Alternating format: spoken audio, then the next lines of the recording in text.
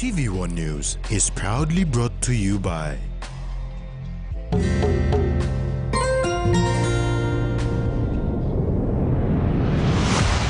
BSP, our bank, our people.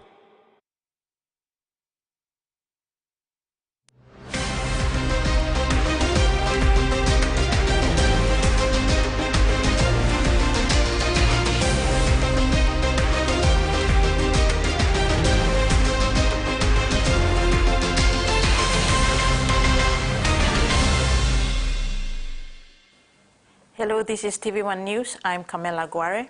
And I'm Rex Lita. Join me later in the bulletin for all the sport details.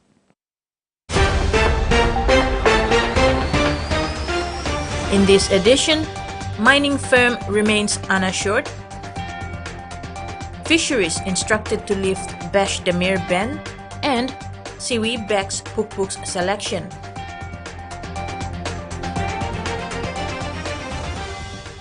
One of the mining companies in Papua New Guinea has highlighted that the National Gold Corporation Bill 2024 says nothing about existing contractual arrangements, while Prime Minister James Marape says the bill will not interfere with existing mining contracts. Mining firms remain unassured.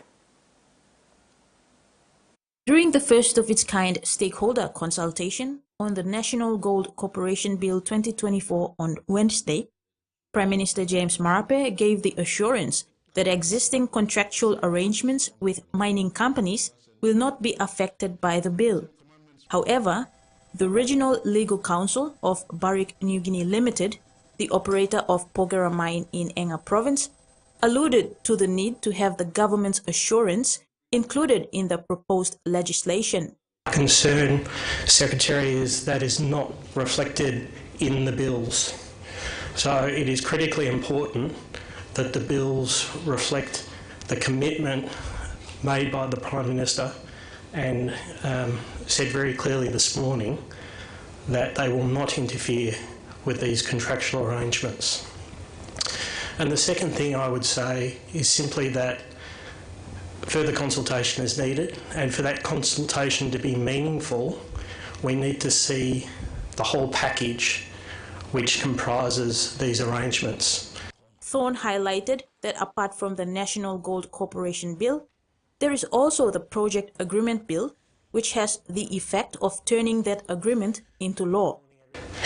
So it is incredibly important that I think the agreement itself is disclosed, and then there is a final part which is the regulations. Now, the regulations have clearly been drafted because they're referred to extensively throughout the bill, and they clearly contain a lot of detail about things that will have an effect on the way the industry operates. The mining operator is not privy to details contained in the regulations, such as payment arrangements and the terms on which the refinery will acquire gold from all participants.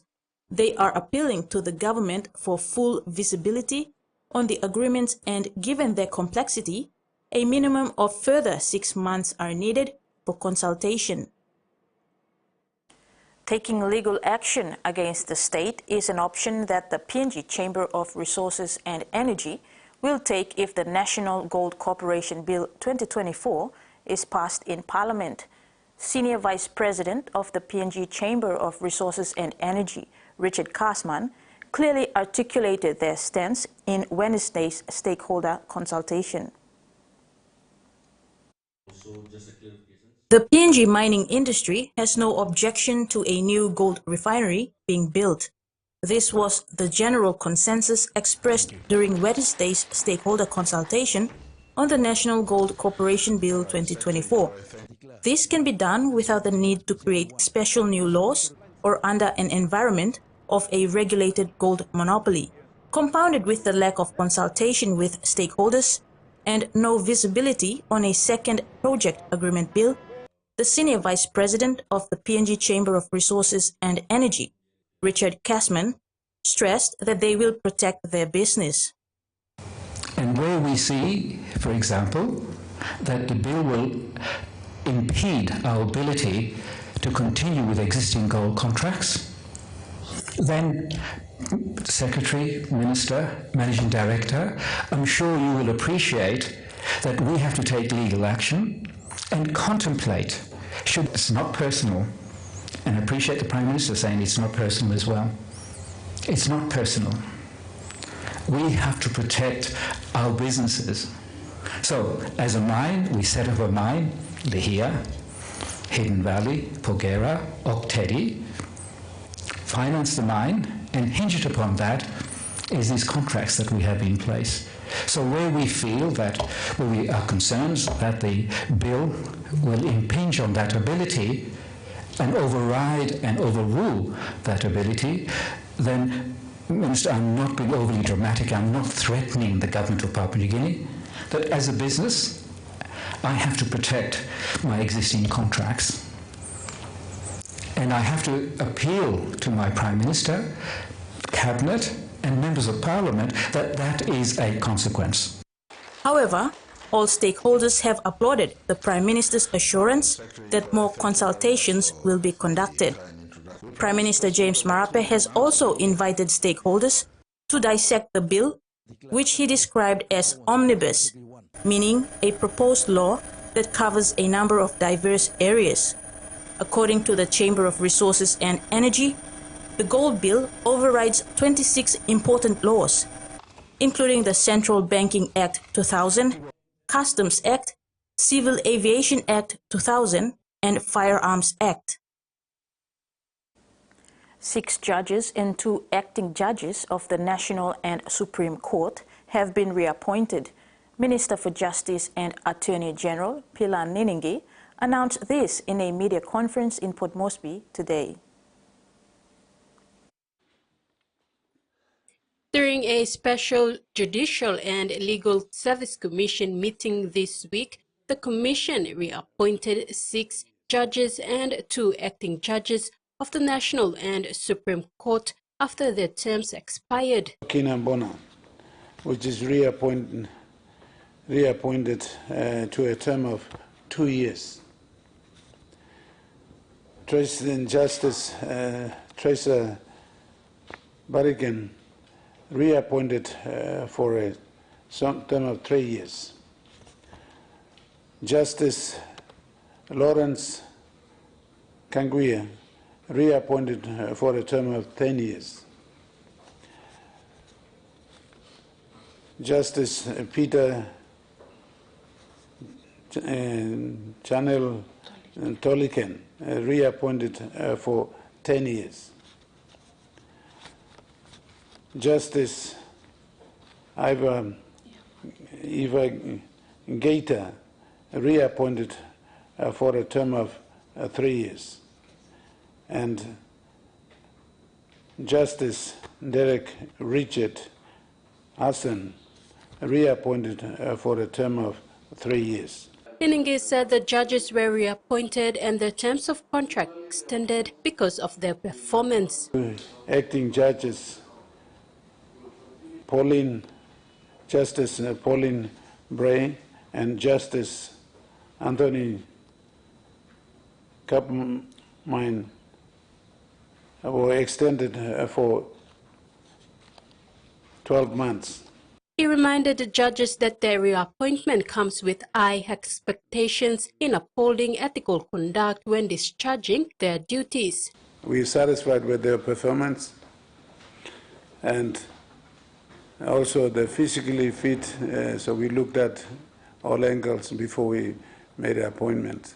Minister Niningi said the judges will exercise their duties for the first 6 months and after that are required to submit their judgment to the Chief Justice. 6 months is that judge and the respective judge who's got a carriage of the matter is in charge. After 2 years, after that 6 months, Chief Justice takes over and encourage them to write judgment, complete the judgment. The minister further thanked the judges for their services to the law and justice sector. Tracy Pa, TVWAN News. Meanwhile, Minister Niningi said plans are underway to appoint additional judges to reach the maximum number of 60 judges in the country. The total number of judges in Papua New Guinea is currently at 43. The minister added that the Department of Justice intends to extend the number of judges to 200, but that depends on funding. We're going to appoint up to 60, so we've got a number of seats. And that, it depends on the workload and availability of funds.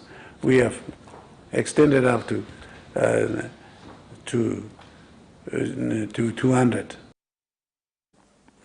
Milne Bay Governor Gordon Wesley has reminded the national government of the provincial government's priority development projects and has appealed for increased funding.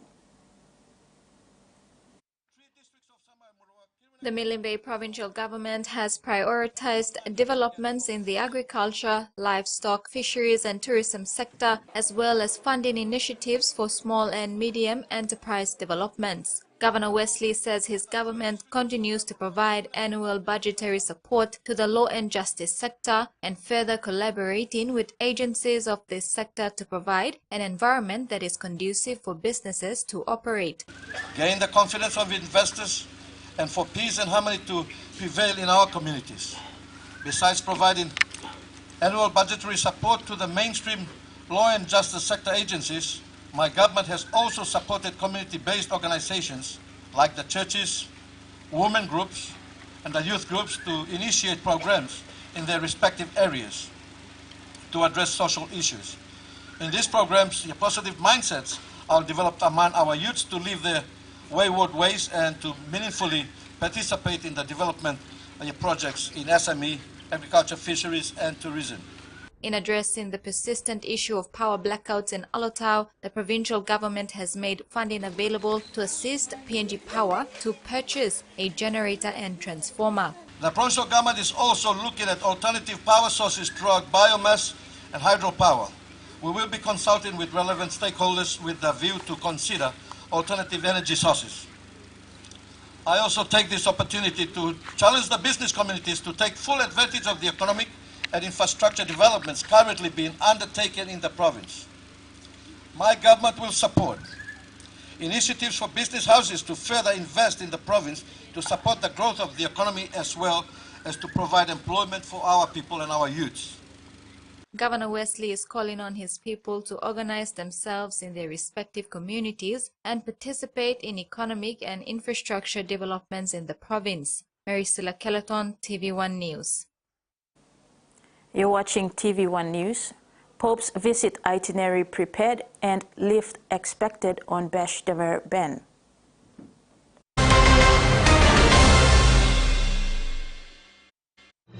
Experience a convenient and smarter way to do your banking with BSB Mobile Banking. You don't have to leave the office or your home to pay for bills. You can view your account balance, transfer funds, top up phone credits, or purchase easy pay units wherever you are. Visit your BSB branch today to register now for BSB Mobile Banking. BSB Mobile Banking, the smarter way to bank. BSB, our bank, our people. Hiya, Mama. You wait then, but me add him special flavor.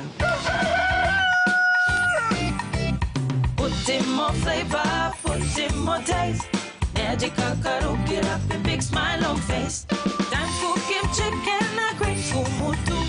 Sip, sip, the moo, yes, magic on you. Maggi, the taste PNG loves.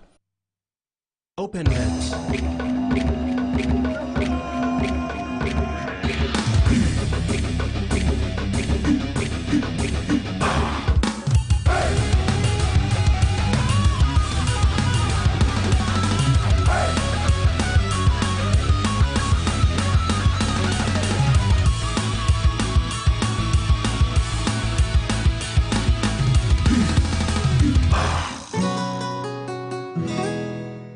He says the best Hunters players come from his region.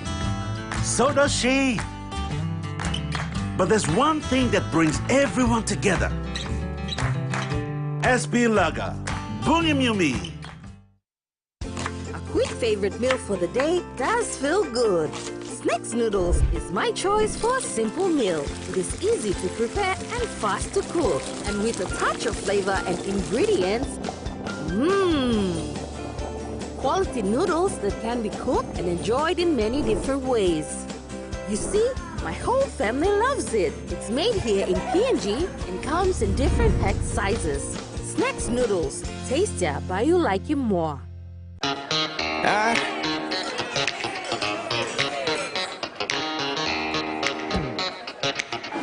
Superstition ain't the way.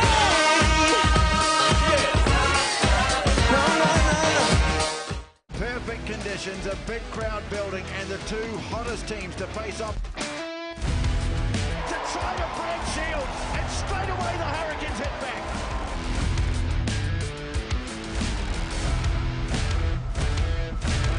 Angelo Tuitabuki, the other yard, that is sensational. The Rebels get over and get it down.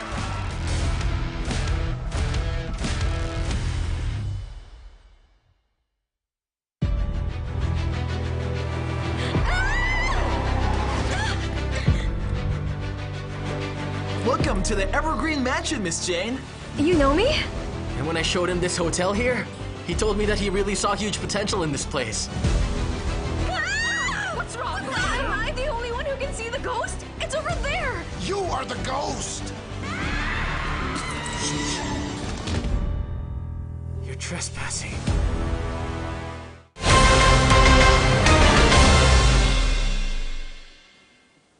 Welcome back. A tentative itinerary for the Pope has been prepared ahead of his visit in September.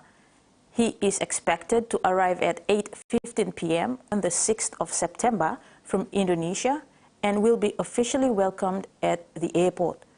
On the 7th of September, he will pay a courtesy call to the Governor-General at the Government House at 9:45 a.m. and then will meet with government representatives, NGOs and civil society groups at APEC House. On the afternoon of the same day, he will visit Caritas Technical Secondary School, where he will interact with the Street Children Ministry that is run by the Archdiocese of Port Moresby and members of the Callan Service. He will then proceed to the Don Bosco Technical Institute, where he will meet with members of the different religious groups. On Sunday, he will meet with the Prime Minister before presiding over the Mass at the stadium. And then we want to, the papal visit does not happen from 6 to 9 that it is finished, no, but we try to reflect about the message that he brings long after he is gone from here. So that is the purpose for which we have a logo as well as the theme. NAFA Productions, a prominent film production company, has announced an exciting collaboration with an award-winning film crew from India. The joint venture aims to produce a compelling non-commercial movie that will not only showcase cinematic art, but also foster cultural exchange and cooperation between India and Papua New Guinea. National Arts Fashion Academy, or NAFA Productions, is thrilled to announce a groundbreaking collaboration with an award-winning Indian film crew, including renowned filmmaker Dr. Bishu Kumar Damodaran. This joint venture will produce the non-commercial movie Papa Buka, a compelling story that intertwines historical exploration and cultural exchange. During a press engagement at the High Commission of India, key representatives from NAFA Productions and the esteemed Indian film crew provided insights into the project, shared their vision, and answered questions from the press. Because I think with this movie we are opening up the film industry for PNG. Once this movie goes to the awards, the timeline is already put over there. It is going to be ready. It's going to be launched in PNG in January, and then onwards it's going to be sent to all the awards, okay, starting from Cannes Film Festival in February. And then September is the Oscars. So even the mere fact that a movie can gain entry into Oscars or any of these film festivals will provide a lot of exposure. Papa Buka will begin principal photography in PNG in July. The film follows Indian historians Romila and Anand, portrayed by Rita Bari, Chakraborty and Prakash Bare, as they travel to Port Moresby to document the stories of Indian soldiers who fought alongside the British and Australian armies against the Japanese during World War II. Their journey leads them to 80-year-old war veteran Papa Buka, who guides them to remote jungle villages to meet fellow veterans and record their war memories. The journey unveils unexpected events, adding depth and intrigue to their mission. The film's score will be created by Grammy winner Ricky Kedge. Papa Buka is a rare collaboration between India and PNG, involving Indian companies Pa Ranjit and Aditi Anand's Neelam Productions, as well as Bharat Silicon Media, partnering with NAFA Productions in PNG. Indian High Commissioner Sri Imbasaka Sundaramurthy shared the significance of the film project. This industry deserves to grow, and that's why this movie would be in one such area. So as they take the movie, the Papua New Guineans will also be involved in that and they will get experience. So that is the idea behind that. And we hope that this movie will create an enthusiastic generation of directors and producers who will learn about film production in PNG, because the talent pool is immense. High Commissioner Sundaramurthy and Nolin Talawunam of NAFA officially announced the project on Tuesday, alongside executive producer Parul Agrawal, production controller Adhya Prasad, editor Davis Manuel, and production designer Dilip Das. This film marks a milestone in cross-cultural cooperation and highlights the rich storytelling traditions of both India and PNG. NAFA Productions believes that media participation and coverage will be instrumental in raising awareness about the cultural significance of this venture. Kaokidu Jr., TVWAN News. The Tiaba abattoir at 12 Mile, Port Moresby, is progressing well after a slow start this year. According to the Livestock Development Corporation, the abattoir is expected to be completed in a month's time. Cattle from the Launa Kalana estate in Rigo district will be brought there to be processed for the local beef market. According to Science Direct, abattoirs have an important role in surveillance, control, and eradication of diseases of animal health importance, as well as control, reduction, and prevention of foodborne hazards of public health importance. The Livestock Development Corporation is spending roughly 2 million kina on the Tiaba abattoir at 12 Mile on the outskirts of Port Moresby City. Work is progressing well, according to LDC Managing Director Terry Coim. The work of the abattoir began in October 2023. Due to the eviction of illegal settlers here, work has slowed down. However, Mr. Coim says all hands on deck should get the work done quicker. We will be shortly moving the cattle over here, those that we want to slaughter them at the abattoir. We'll bring them here, but there's no ranch infrastructure on the ground. So we are doing this. We're putting up the fence and we are doing the stockyard and the holding pens for us to bring the cattle here, put them in the feedlots. The abattoir covers 35 hectares of land, just enough to cater for the cattle from Launa Kalana estate, which caters more than 500 cattle. The property will be seeing a general redevelopment, proper fencing, renovations of rundown staff houses, and other minor works around the property. It will take like probably another month or so, and then we will bring the cattle up here and we'll start slaughtering them at the abattoir, and we'll supply the beef to the customers in Port Moresby. Beef right now in Port Moresby I see is very, very expensive, so we'd like to make beef cheaper, affordable to the average Papua New Guinean. Coim shared that the abattoir is in line with the government's vision under the Medium-Term Development 4. LDC was a company that was unknown for a very long time. When I was brought in 2019, the former minister came here and he said, I can't see any animals. Where are the animals? You are saying this is Livestock Development Corporation. No. The department is not even supposed to be called the Department of Agriculture and Livestock. You have no livestock. Where are the livestock? Everything is gone. So the minister challenged me, you need to bring it back to life. So over the last 2 years, since 2020, 21, and 22, we have revived this industry, the organization especially. And the revival and the rehabilitation of the ranches and the abattoirs around the country and the work that we were doing convinced the government to allocate a ministry for the livestock sector. Meantime, work has progressed on other LDC sites, including the Arab Ranch in Milne and Wariman in East Sepik Province. Jasmine Rojak, TVWAN News. In an effort to sustain and progress growth and development of the livestock industry in PNG, the Livestock Development Corporation got into an advanced partnership to see young graduate with agriculture qualifications to undergo industrialized training and come back to develop the livestock industry. Earlier this year, the application was sent out and the response was overwhelming.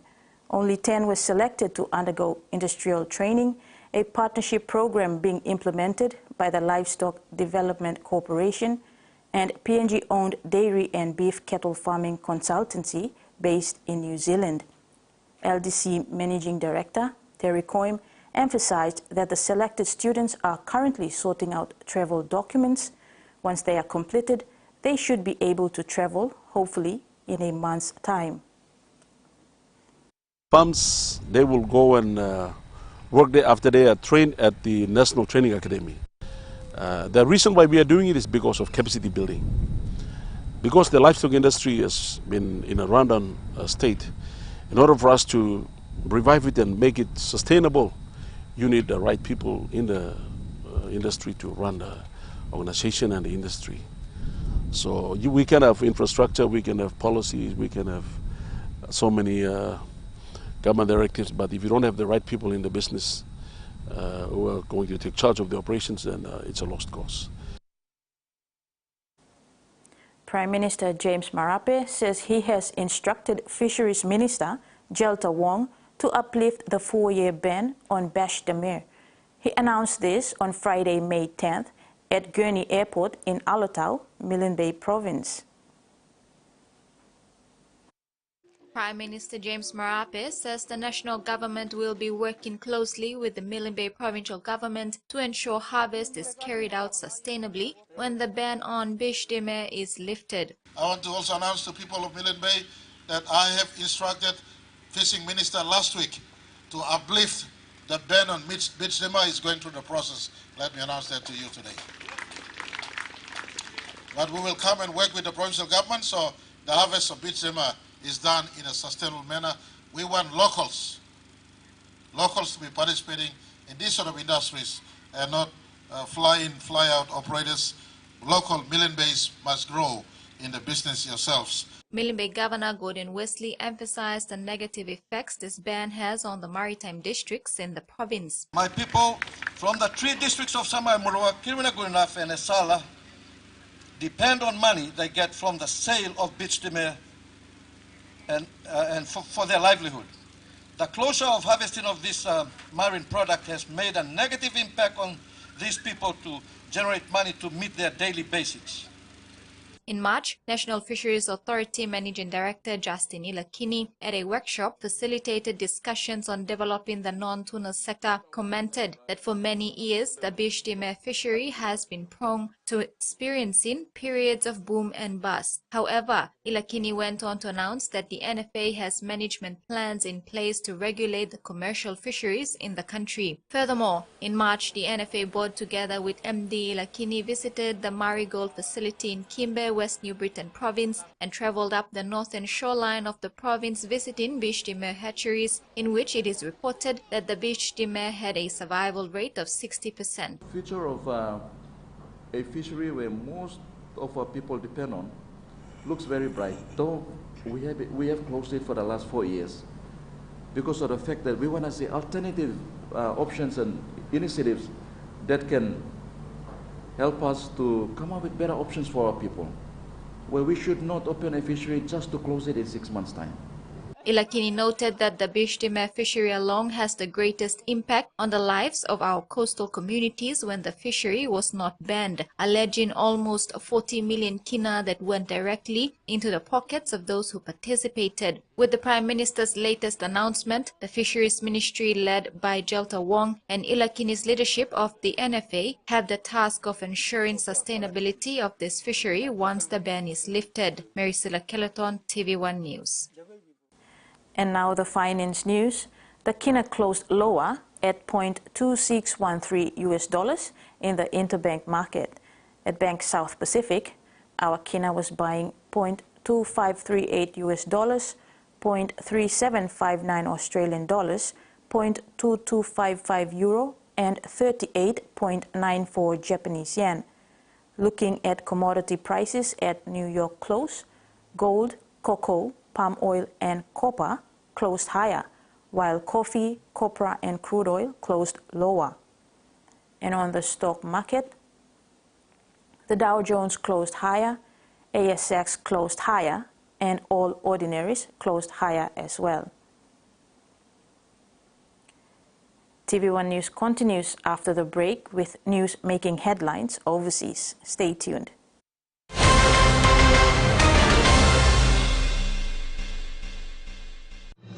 Experience a convenient and smarter way to do your banking with BSP Mobile Banking. You don't have to leave the office or your home to pay for bills. You can view your account balance, transfer funds, top up phone credits, or purchase Easy Pay units wherever you are. Visit your BSP branch today to register now for BSP Mobile Banking. BSP Mobile Banking, the smarter way to bank. BSP, our bank, our people. A true champion is measured by their courage, their determination, and their passion to never give up and to always keep trying. With a delicious Milo in milk taste and added nutrients, Milo in milk is a great way to fuel our little champions with nourishing energy every day. Because true champions give it their all. Milo, PNG-India. Buying PNG made. Need a wagon to carry stuff? Well, you're in luck.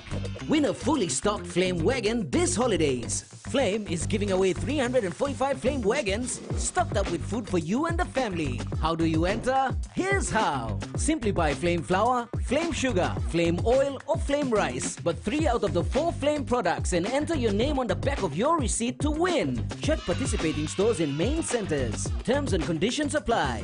Make it more one-time Flame. Enjoy life when we're working together, making happy memories that last forever. Hot in talk, young or old, a scale race, family meal we're told. We'll bring out the smiles cause it's our favorite reminds.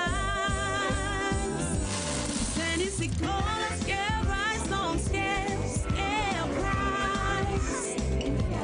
Tennessee cola, scale rice, don't scale, scale price. Amber, you like it? Beauty is my business, but beauty sure is a tough game. Filters are great, but great skin, better. And that's why my skin deserves the best. So I choose self-care, soaps that gently nourish my skin, resulting in a radiant look, made with tropical ingredients. I trust self-care from City Pharmacy, so bring it on!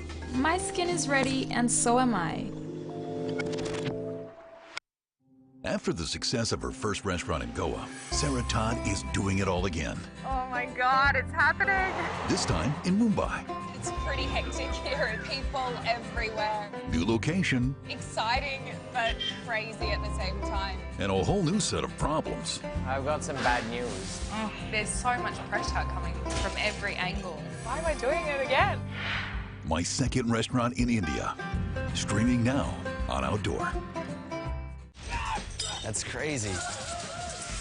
I mean, this is like military. You want to fight with me? It's gonna be a rough 5 days. I'm Jimmy Smith, a professional mixed martial arts fighter and former math teacher from LA. I don't need a warm-up. I'm set. I'm Doug Anderson, an Iraq war veteran and rookie fighter from New Jersey. This is our Fight Quest. Watch Fight Quest, only on Fight Sports.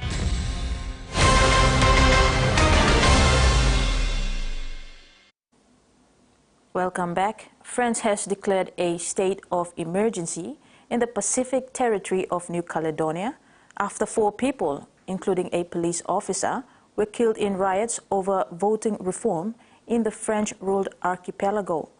The move came as the French government confirmed an additional 500 members of the French National Police and Gendarmerie were being sent there to try and quell the violence.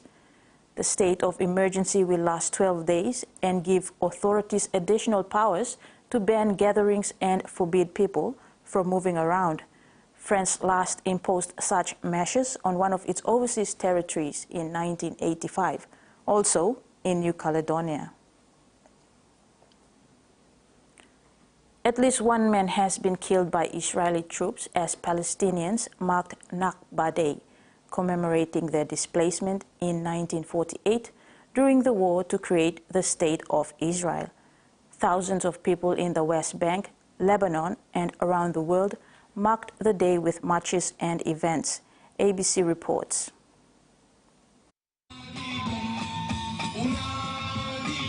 This is Nakba Day. Palestinians mark it every year. The word Nakba in Arabic literally means catastrophe. It refers to the time in 1948 when Palestinians were displaced from their land in what is now the State of Israel. Every year there are marches, every year there are big events with Palestinians calling for their right to return to those lands, for their right to return to their homes. But this year they say there's a different feeling. The ongoing Israeli invasion of Gaza, the unprecedented loss of Palestinian life, and the erosion, they say, of the rights of Palestinians even further than they were under the Israeli occupation. All of these things, they say, create a new urgency for international recognition, for a ceasefire, for an end to the conflict, and the meeting of Palestinian demands for civil and political rights. All of these things are what are really changing the temperature this Nakba Day. I feel like the Nakba has never ended, and this year especially we commemorate the anniversary of the Nakba while we are witnessing genocide in HD, while no one is moving, no one is doing anything to help the Palestinians. I hope Palestine will be free this year after and the war in Gaza ends as soon as possible, and everyone in this world can help us being free.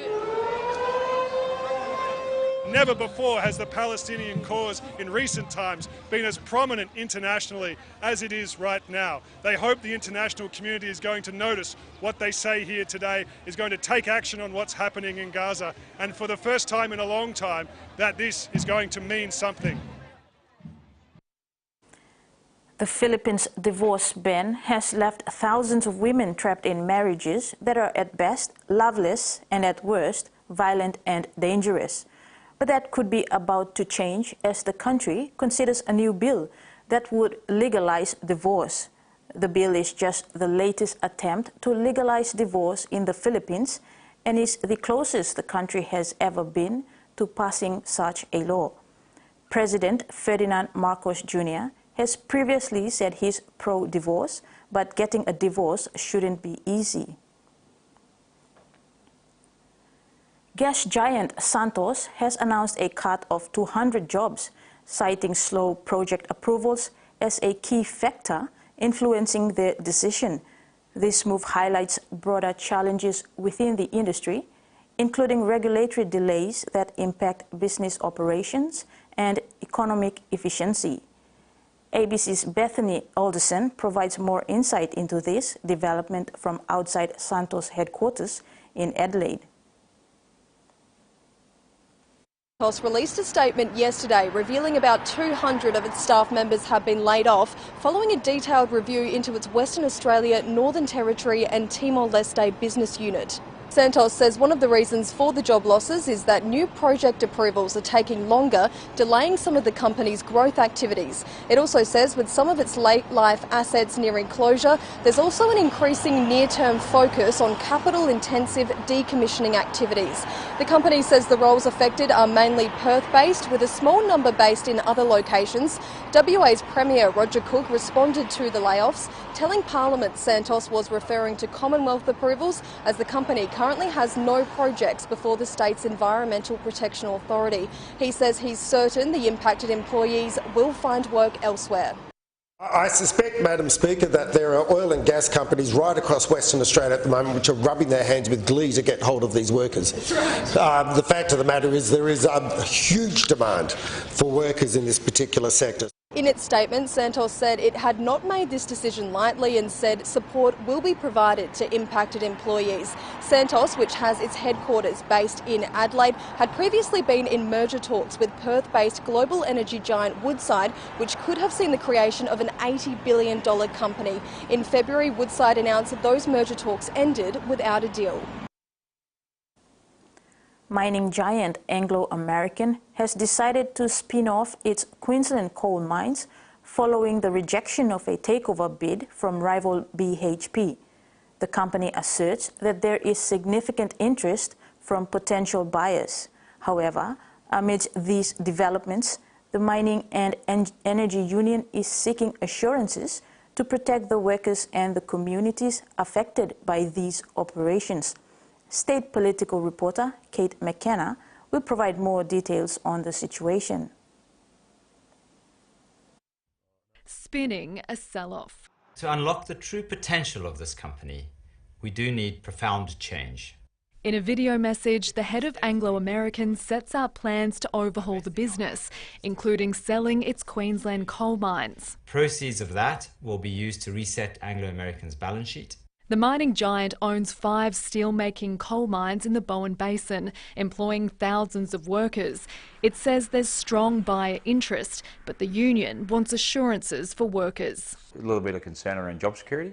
What's it mean to them? For us, it's more than just mining leases that are being sold. You know, these mines have over 600 houses associated with them, community infrastructure, social infrastructure, water supply. Those in the industry say coal mine sales aren't new. BHP also sold off some of its mines in recent times. In a statement, Queensland's Resources Minister warned Anglo American and any potential buyer must ensure the workers and the communities these mines operate in are prioritised, and have already said that to them, adding there is a strong future for steel-making coal. There's no doubt that there'll be buyers that want to buy Anglo's coal mines, but again, you know, simply for us, it's about protecting our members. This is a big deal for us to have these assets put up for sale. Anglo American announced the plans after rebuffing a multi-billion-dollar takeover bid from rival BHP. Instead of coal, it wants to focus on copper, iron ore and crop nutrients. King Charles III is set to receive a unique gift from the Royal Australian Mint in Canberra, a complete proof set of Australian coins featuring the effigy of the new monarch. This delivery to Buckingham Palace continues a long-standing royal tradition, marking the first set of its kind for King Charles III.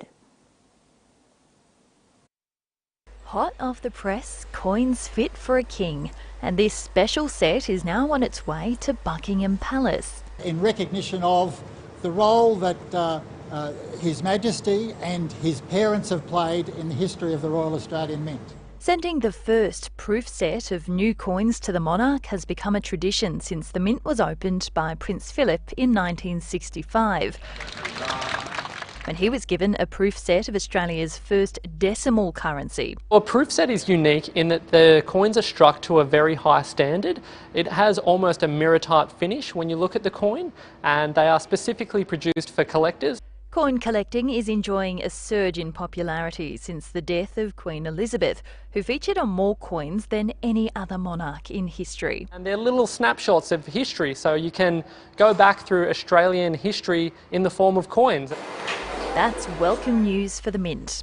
There's no doubt there has been a long-term decline in the use of circulating coins, and the Mint has grown its collectible and investment coin program to compensate for that. On the other side of the world, King Charles was doing his own unveiling, showing off his first official portrait since last year's coronation.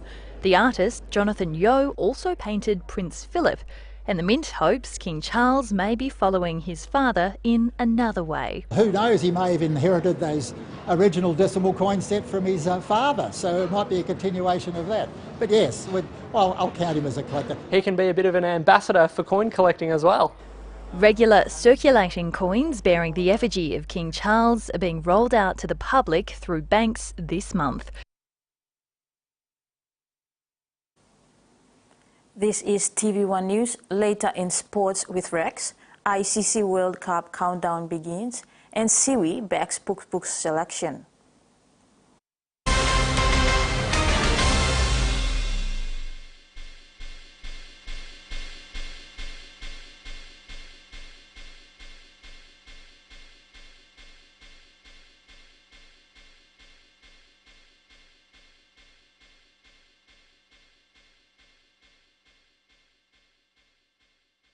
Without a doubt, you care for your loved ones. You want to keep them safe, whoever they may be with, wherever they may be, in the home or facing the world outside. Don't let anything stop you, not even bacteria. Protex helps protect your skin with natural extracts. Boosted with flaxseed oil, Protex helps eliminate 99.9% of bacteria for healthy skin. And with the power of natural goodness, you're ready to play every day. Protex, for the good health of your skin. Hi, I'm Chef Jules Hennell, and this is where my true inspiration for cooking started. Like most of us, I learned to cook from my mum. Nothing beats simple recipes where fresh local produce is at the heart, especially when it's a home-cooked meal, prepared and shared with the ones you love. And in PNG, no meal is complete without rice. And my choice is always True Guy. True Guy, true inspiration through generations. The Power Play Awards Papua New Guinea are back. Launched by ExxonMobil to recognize its valued external partners, the program celebrates the accomplishments of exceptional women and the men that support them across both the LNG and decarbonisation industries. Are you Papua New Guinea's next power player? Applications now open across 4 categories: the Rising Star, the Low Carbon Accelerator, the Ambassador and the Pioneer. Visit PNG-LNG.com to enter today.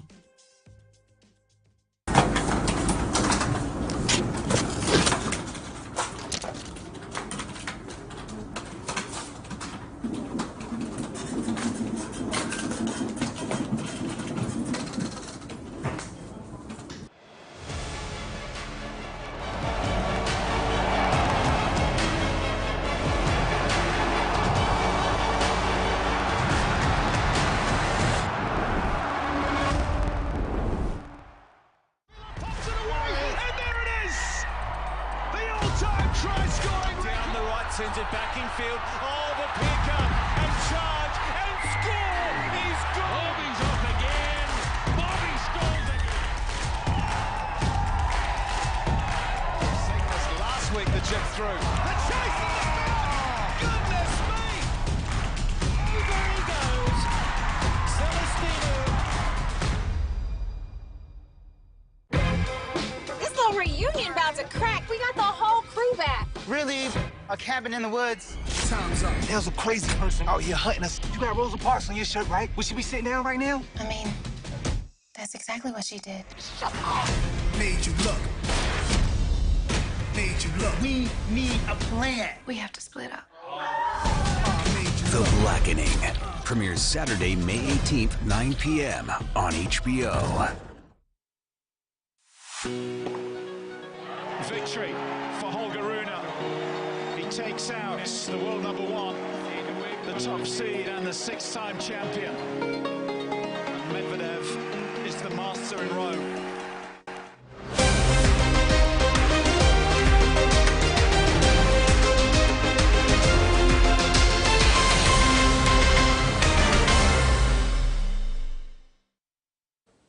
Welcome back.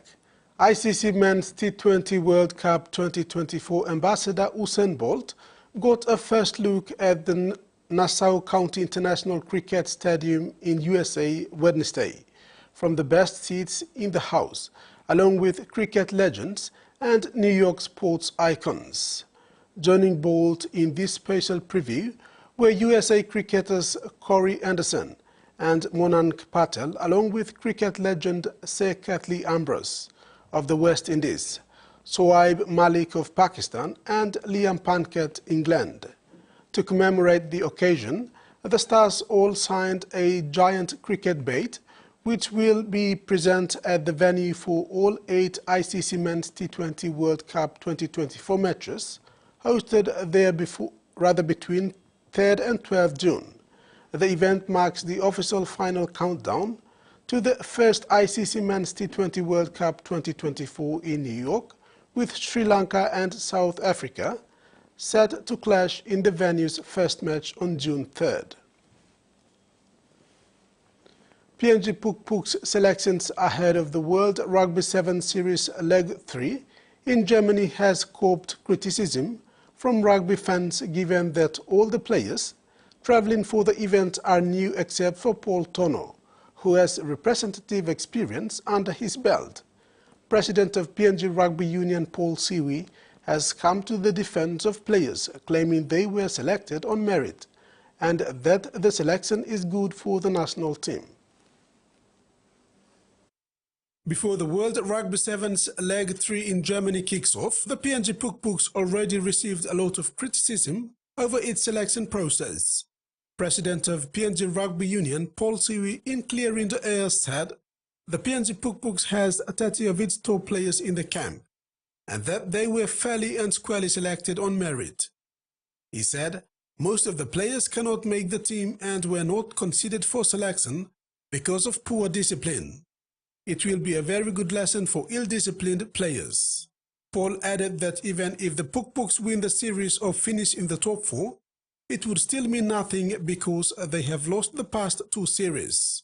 Hence, this is the best opportunity to give the young players international exposure. The PNG Rugby Union president also responded to questions over why players from the Arab Black Orchids Rugby Sevens club were not picked, considering they have been performing well in the National Sevens tournaments. The Black Orchids recently won the Sports Talk Rugby Sevens tournament in Port Moresby. Siwi said 4 Black Orchids players were selected but did not travel to Port Moresby to join the camp. He also brushed aside claims of favoritism. The World Rugby Challenger Series 7 scheduled on 17th to 19th May 2024 in Germany. The FIFA Council has approved the Women's International Match calendar for 2026 to 2029, as well as providing some updates on upcoming FIFA men's and women's competitions with positive outcomes for OFC. The decision was made in advance of the 74th FIFA Congress in Bangkok, Thailand. The Women's International Match calendar 2026 to 2029 is the result of a consultation process that has been underpinned by extensive research and analysis in coordination with the Confederation and other stakeholders. The calendar will provide more opportunities for rest and recovery for players throughout the calendar, with a reduction in the number of windows from 6 to 5, facilitating less disruption to domestic leagues and reduced travel. FIFA says the Women's International Match calendar and the subsequent amendments to regulations represent an important milestone to take the women's game to the next level by enhancing competitiveness across the world. SP PNG Hunters 5'8" Joshua Lau welcomes halves partner Jamie Mavoko into the side ahead of their crucial match against Ipswich Jets on Saturday at the Santos National Football Stadium. Having played in the halves together before, Lau believes they will cooperate in the playmaking department as they hunt for the 3rd straight win in the 2024 competition. SP PNG Hunters 5'8" Joshua Lau and returning Jamie Mavoko orchestrated massive triumph against Townsville Blackhawks in round 8 of the competition, leading the side to massive 52-16 win. During the match, Mavoko copped a heavy head knock and was sidelined for the match against Northern Pride last weekend. Finley Glarer stepped in and got the job done, helping the side to victory. But it was the convincing win in the previous match that gave confidence to the boys to get the win. Mavoko, who has completed his 11-day head injury assessment protocol, will return straight into the starting side, pushing Glara to the bench. He is expected to carry on from where he left off. Lau finds no problem in partnering with him in the halves. So, injuries and nature creeping time, it's beyond the control. So, we just need working time, team coach quality team time, and just get just look cheap combinations. I think a week prior to game and preparation, we just one tell one black come in, not knock out, like contact game, one play by injury, one play to suspend number of weeks or kind of something. But I think me, Jamie, Morait, Midland play last year too, like a couple of games we played them too, and Finley coming in after the Jamie. As much as he is confident in playing alongside Mavoko in the halves, Lau holds confidence in the attacking and defensive tracks of the team. He admitted the team may not have executed them right on many occasions, but when they stick to it, it works. Starting with him, like starting the season, plan or start off good. That's like him, but slowly we're building a combination slow to the side and down the left, that's right, that's sometimes we stick low process time and all structure and something stop in place. So we actually stick low process and when something we will achieve on the side low attack. I think I'm walk until a few times maybe go off really, which we don't know maybe for similar errors but time we come again the process we actually walk. So yeah. The Hunters haven't had a stable halves pairing since the tenure of the Boas brothers, Asa and Watson. While they are yet to find one, it seems coach Paul Aiton has settled for Lau and Mavoko as first choice halves for this year.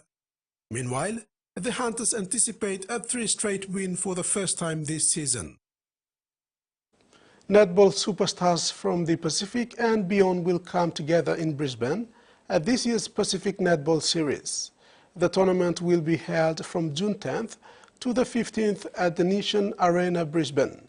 Supported by the Australian government through the Pacific All Sports program, the series aims to provide high-level competition and expose Pacific teams to a diverse range of play.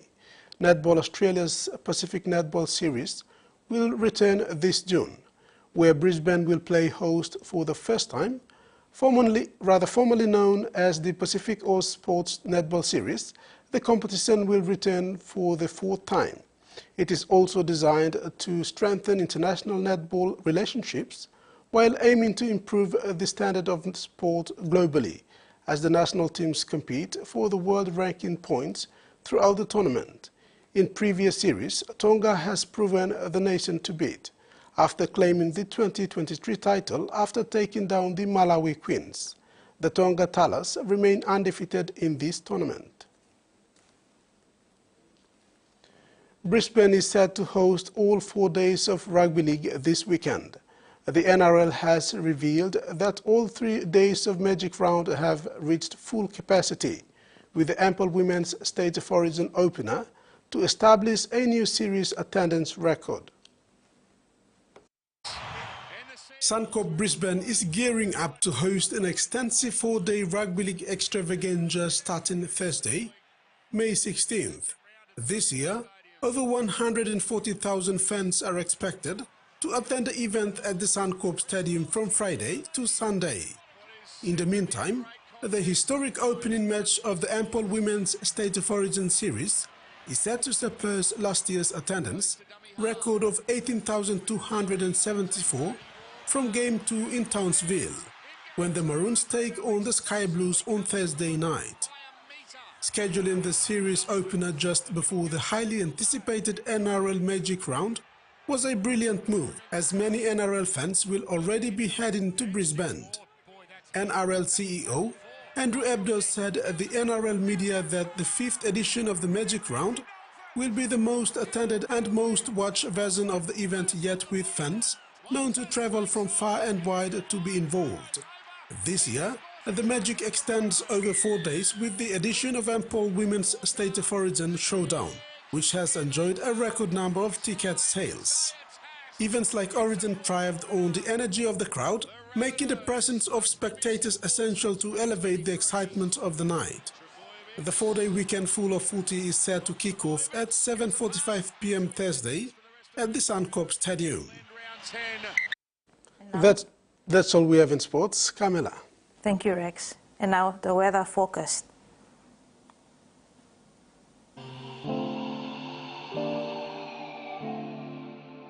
To regional, southern, Port Moresby, mostly fine, partly cloudy with possible brief showers. Momase, Lae, some showers with possible thunderstorm. In Madang, Wewak and Vanimo, partly cloudy with few showers and possible thunderstorm. In the New Guinea Islands, Kimbe, partly cloudy with possible few showers. Highlands, Mount Hagen, partly cloudy with afternoon rain showers and possible thunderstorm. Ocean forecast, Coral Sea, seas rough to very rough with southeast winds of 25 to 33 knots, increasing to 34 to 47 knots. Coastal waters forecast, waters of southern PNG, Indonesian border to Daru to Kiwai Islands, Kerema to Yule Island, Hood Point to Samarai Islands, seas 2 to 2.5 meters, rising to 3 to 3.5 meters along gale warning areas.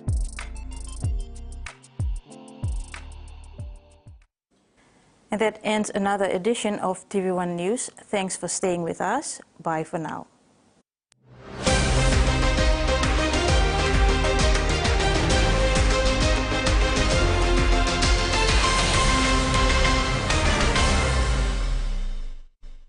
The TVWAN News was proudly brought to you by